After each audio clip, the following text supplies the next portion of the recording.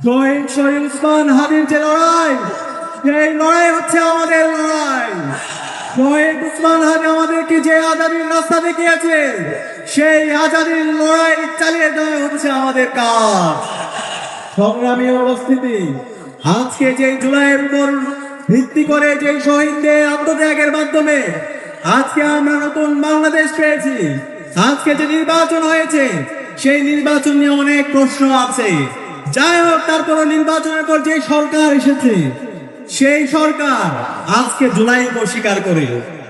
আজকে আমরা সেই দলের ইতিহাস দেখতে পাই, তারা সবসময় এই জাতির সাথে প্রতারণাই করেছে। ৭৫-এর যে বিপ্লবী ছিল, সেই বিপ্লবের ফসল তারা ঘরে তুলে গেছে। বিপ্লবীদের সাথে তারা প্রতারণা করেছে। ৯০-এর গণঅভ্যুত্থান পরবর্তী বিপ্লবীদের সাথে তারা প্রতারণা করেছে। ২৪-এর জুলাই বিপ্লবের যারা বিপ্লবী আছে, সেই বিপ্লবীদের সাথে, বিপ্লবের আকাঙ্ক্ষার সাথে আমরা তাদের প্রতারণায় দেখতে পেয়েছি। আমরা হুঁশিয়ার করছি, আমরা সাবধান করছি, আমরা দীপ্ত কণ্ঠে ঘোষণা করছি, যেই জমিনে শহীদদের রক্ত ঝরেছে, সেই জমিনে ইনসাফ কায়েম হবে ইনশাআল্লাহ। আর যারা শহীদদের সাথে গাদ্দারি করবে, শহীদদের সাথে যারা প্রতারণা করবে, তারা ধুলোর সাথে মিশে যাবে। আমরা দেখতে পাচ্ছি ওই দল আজকে পাগল হয়ে গেছে। আজকে বাংলাদেশের প্রতিটি ক্যাম্পাসে তারা আবার সন্ত্রাস কায়েম করতে চায়, তারা আবার গণরম গ্যাসরুম কালচার ফিরে আসতে চায়, তারা আবার অস্ত্রের ঝঞ্ঝানির মাধ্যমে শিক্ষার্থীদেরকে আতঙ্কিত করে তাদের রাজনীতি নির্মাণ করতে চায়।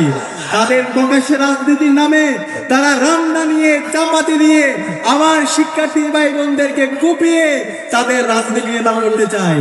তারা সবসময় মবের কথা বলে।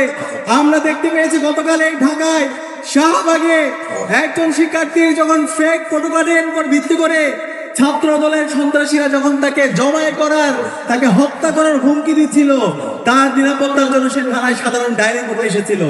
কিন্তু এর প্রেক্ষিতে আমরা দেখতে পেয়েছি ছাত্র দলের সন্ত্রাসীরা সেই থানায় গিয়ে ২৮ অক্টোবর লীগের সন্ত্রাসীরা লগি বইটা দিয়ে যেভাবে নেককারজনক নৃশংস কায়দায় এদেশের মুক্তিকামী মানুষদেরকে পিটিয়ে নৃত্য করেছিল, ঠিক একটাই না, আমরা গতকালকে শাহবাগে শিক্ষার্থীদের ওপর, ছাত্র সমাজের ওপর তাদের নৃশংস হামলা আমরা দেখেছি।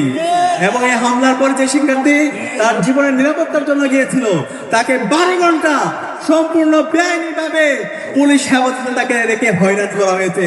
আমরা কি আবার একটা পুলিশের রাস্তার জন্য আমাদের শহীদ এত জীবন দিয়েছে?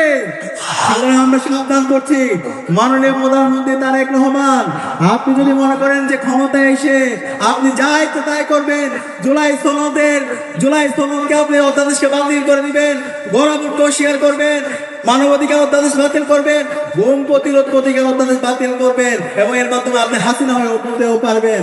আমরা সাবধান করছি, এই স্বাধীন বাংলাদেশে আপনাদের এই ফেসিবাদ আমরা কায়েম হতে দেব না। আমরা এখন অনুরোধ করবো, যে কমিটমেন্ট আপনি দিয়েছেন, যে গণভোটে হায়ের পক্ষে আপনি ক্যাম্পেইন করেছেন, সেই কথা আপনি রাখেন। এই জাতিকে সাথে নিয়ে, সবাইকে সাথে নিয়ে শহীদদের আকাঙ্ক্ষার একটা নতুন বাংলাদেশ নির্মাণ করার কাজ করেন। এবং যে সন্ত্রাসীরা আছে, ছাত্র দলের, যুব দলের, বিএনপি, যারা সন্ত্রাস নৈরাজ্য কায়েম করছে, এই সন্ত্রাসীদেরকে সামলান এবং তাদেরকে বিচার আওতায় নিয়ে আসেন। ইনকিলাব জিন্দাবাদ।